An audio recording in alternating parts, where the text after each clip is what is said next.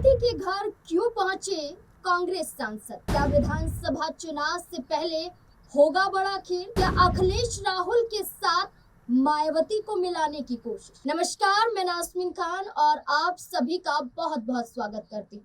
2024 के लोकसभा चुनाव पूरे उत्तर प्रदेश में सपा के अखिलेश यादव और कांग्रेस के राहुल गांधी की जोड़ी ने कमाल कर दिया था।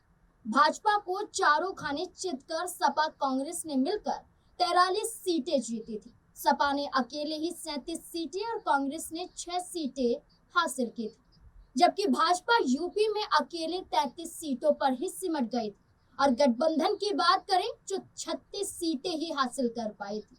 और वहीं बसपा की बात की जाए तो बसपा का तो यूपी में सुपड़ा साफ ही हो गया था। लेकिन अब 2027 के विधानसभा चुनाव से पहले मानो यूपी में कांग्रेस सपा भाजपा को किसी भी सूरत में जीतना नहीं देना चाहती है। इसलिए पूरे प्रयास किए जा रहे हैं कि जिस मायावती ने कसम खाई थी एकला चलो की, उस मायावती को रिझाया जा सके, समझाया जा सके और इस दिशा में इन गठबंधन के जरिए, विपक्ष के जरिए प्रयास किए जा रहे हैं। कैसे? तो सुनिए। यूपी की सियासत से जुड़ी बड़ी खबर आज लखनऊ से तब सामने आई जब मायावती से मिलने अचानक कांग्रेस के सांसद नेता उनके घर तक पहुंच गए। लेकिन कांग्रेस के दलित नेताओं को बेरंग लौटना पड़ा, क्योंकि जो सांसद नेता कांग्रेस मीटिंग के तुरंत बाद मायावती के घर पहुंचे थे, उनसे मायावती ने मिलने से इनकार कर दिया। उनकी मुलाकात नहीं हो सकी। कोशिश तो थी कि मुलाकात के बाद कोई योजना, कोई समीकरण, कोई रणनीति बनाई जा सके चुनाव को लेकर, मायावती से कुछ संकेत मिल सके, लेकिन इन नेताओं को खाली हाथ लौटना पड़ा। कौन है वो कांग्रेस के दो नेता? दरअसल सांसद तनुज पुनिया और कांग्रेस के अनुसूचित विभाग के अध्यक्ष राजेंद्र पाल गौतम मायावती से मिलने गए थे, मगर मायावती के घर का गेट नहीं खोला गया और दोनों नेताओं को खाली हाथ लौटना पड़ा। हालांकि अब बाराबंकी से कांग्रेस सांसद तनुज पुनिया और राजेंद्र पाल गौतम के लिए मायावती के घर के दरवाजे ना खुलने और मायावती से मुलाकात ना हो पाने के बाद कई सियासी मायने निकाले जा रहे हैं। पुनिया और राजेंद्र गौतम का बीएसपी कनेक्शन। बता दें कि कांग्रेस सांसद तनुज पुनिया दलित हैं और दिग्गज नेता पीएल पुनिया के बेटे हैं। मायावती जब मुख्यमंत्री थी तब पीएल पुनिया उनके प्रमुख सचिव हुआ करते थे और मायावती के बेहद करीब भी माने जाते थे। वहीं राजेंद्र पाल गौतम की बात करें तो हाल ही में कांग्रेस के अनुसूचित विभाग के राष्ट्रीय अध्यक्ष हैं। वहीं कांशीराम के समय बसपा में हुआ करते थे, कद्दावर नेताओं में गिने जाते थे। मायावती से मुलाकात करने के पीछे इन दो बड़े नेताओं के यही मायने निकाले जा रहे हैं। मायावती का साथ लेने की कोशिश में कांग्रेस, कयास लगाए जा रहे हैं कि 2027 के चुनाव में कांग्रेस मायावती को साथ लाना चाहती है ताकि विपक्ष का मोर्चा मजबूत हो सके, पीएम मोदी और सीएम योगी की जोड़ी को टक्कर दी जा सके। इसलिए ये दोनों दलित नेता मायावती से मिलने गए थे। कहा जा रहा है कि ये कांग्रेस महासचिव राहुल गांधी का संदेश लेकर वहां पहुंचे थे, लेकिन मायावती ने इन दोनों के लिए अपने घर के दरवाजे तक नहीं खोले। पूरे प्रकरण ने एक बात तो साफ कर दी कि मायावती फिलहाल सियासी गलियारों में ऐसा कोई संकेत नहीं देना चाहती जिससे किसी को भी ये इल्म हो सके कि उनका किसी पार्टी विशेष के प्रति झुकाव हो रहा है या गठबंधन के चांस नजर आ रहे हैं। हालांकि किसी से गठबंधन के मूड में है या फिर नहीं, ये बात तो क्लियर मायावती करेंगे।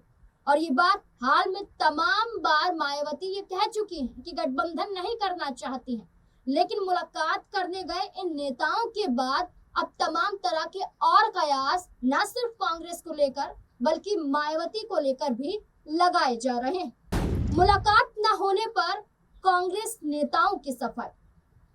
हालांकि तनुज पुनिया और राजेंद्र पाल गौतम का कहना है कि कांग्रेस ऑफिस में मीटिंग थी, वहां से निकले तो मायावती का घर करीब में था, इसलिए वे दोनों मायावती का हालचाल लेने चले गए थे, क्योंकि वो हमारे समाज के वरिष्ठ नेता हैं। इस बारे में किसी प्रकार की पहले से बातचीत नहीं हुई थी। एक साधारण मुलाकात के लिए पहुंचे थे। मायावती जी दलित समाज की बड़ी नेता, केवल यही मकसद था और कुछ नहीं। उनसे मिलने का कोई भी प्री प्लान नहीं था। मायावती ने क्यों नहीं की कांग्रेस नेताओं से मुलाकात?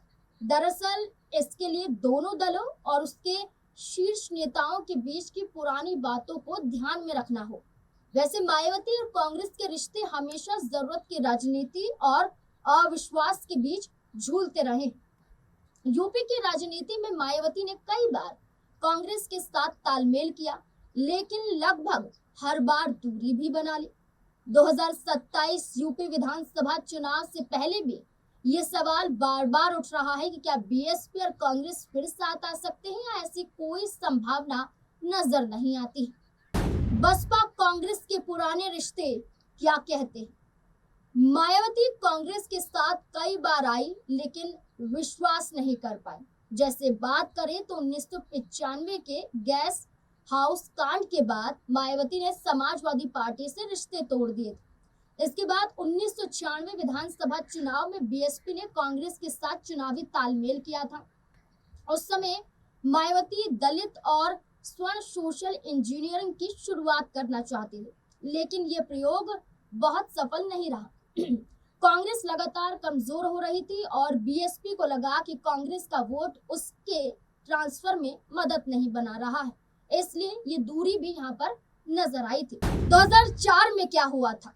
2004 लोकसभा चुनाव के बाद बीएसपी ने केंद्र में कांग्रेस नीच यूपीए सरकार को बाहर से समर्थन दिया।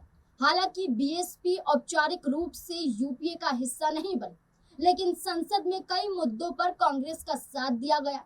राजनीतिक स्तर पर यह रणनीति सहयोग था। बाद में मायावती ने दूरी बना ली, क्योंकि उन्हें लगा कि कांग्रेस यूपी में बसपा का जनाधार काटने की कोशिश कर रही है।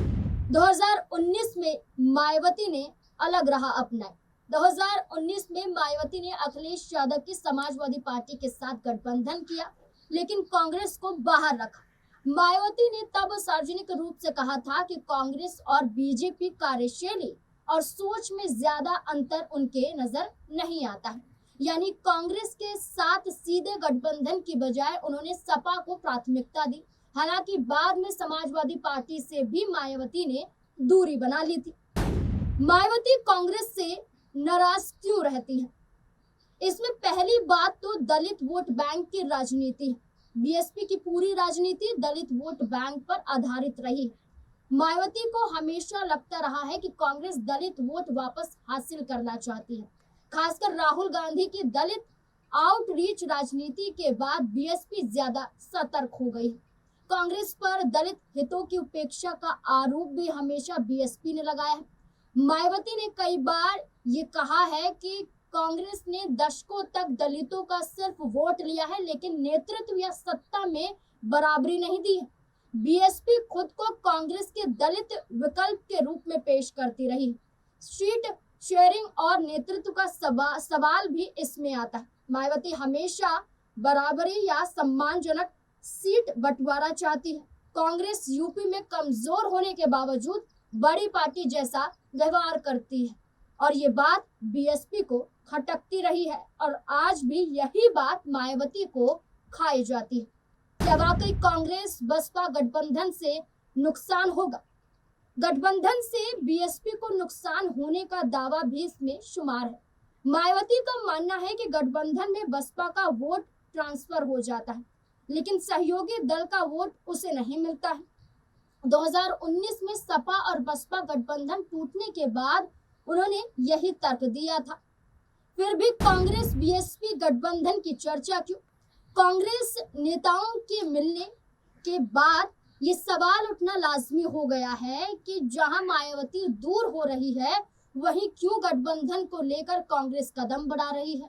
इसको लेकर माना जा रहा है कि ये सब बीजेपी के खिलाफ विपक्षी वोट बैंक ना बढ़ सके इसलिए किया जा रहा है। बंगाल चुनाव के बाद क्षेत्रीय दलों पर जनाधार खोने का खतरा भी मंडराने लगा है। यह न केवल बसपा बल्कि सपा के लिए भी अलार्मिंग सिचुएशन है। खुद कांग्रेस और बसपा भी यूपी में अकेले मजबूत नहीं है। बीएसपी का वोट प्रतिशत अभी भी निर्णायक है। कांग्रेस को बसपा के साथ साथ आने पर मुस्लिम और दलित समीकरण की संभावना जरूर नजर आती है, लेकिन सबसे बड़ी रुकावट दोनों के बीच विश्वास की है। मायावती कांग्रेस और सपा दोनों पर भरोसा नहीं करती, जबकि कांग्रेस चाहती है कि इंडिया ब्लॉक जैसा मॉडल यूपी में भी बने। 2027 यूपी विधानसभा चुनाव में मायावती का प्लान। अभी तक मायावती साफ कर चुकी हैं कि बीएसपी यूपी का 2027 का चुनाव अकेले लड़ेंगी और गठबंधन की खबरें फेक हैं ऐसी बताती हुई वो खुद नजर आई हैं। फिलहाल बहन जी जिस 2027 रणनीति पर काम कर रही हैं उसे भी समझने की जरूरत है। वे सर्व समाज मॉडल को फिर से जिंदा करना चाहती हैं और दलित ब्राह्मण समीकरण पर फोकस कर रही हैं। बूथ स्तर पर संगठन को मजबूत करना चाहती है। ऐसे में उन्होंने बुंदेलखंड के प्रभारी लाला राम को भी हटा दिया और प्रमुख मंडलों में अचानक बदलाव भी किया। वहीं बरेली और झांसी मंडल की जिम्मेदारी देख चुके अखिलेश को लखनऊ मंडल का प्रभारी बनाया गया। इसके अलावा और भी कई बदलाव उन्होंने किए। गौरतलब है कि मायावती का डर और फैसला उन्हें जिताएगा, सत्ता तक पहुंचाएगा, ये तय नहीं है। 2024 में भी कांग्रेस पार्टी ने कोशिश की थी, समाजवादी पार्टी ने भी कोशिश की थी कि मायावती उनके साथ आ जाए, लेकिन मायावती ने साथ आने से साफ इनकार कर दिया, जिसके बाद मायावती के हाथों कोई भी सीट नहीं लगी। अब 2027 का विधानसभा चुनाव उत्तर प्रदेश के लिहाज से अहम माना जा रहा है और इस कड़ी में ये कांग्रेस सांसद और नेता उनके आवास तक पहुंचे थे, लेकिन मायावती ने उन्हें खाली हाथ लौटा दिया। इस बीच में मैंने आपको बताया कि कैसे इस मुलाकात के मायने निकाले जा रहे थे। अगर मुलाकात हो जाती तो क्या समीकरण बैठते, और कांग्रेस और बसपा साथ आए हैं लेकिन विश्वास एक दूसरे पर नहीं कर पाए हैं, और बसपा ने गठबंधन किया है लेकिन खुद नुकसान भी झेला है।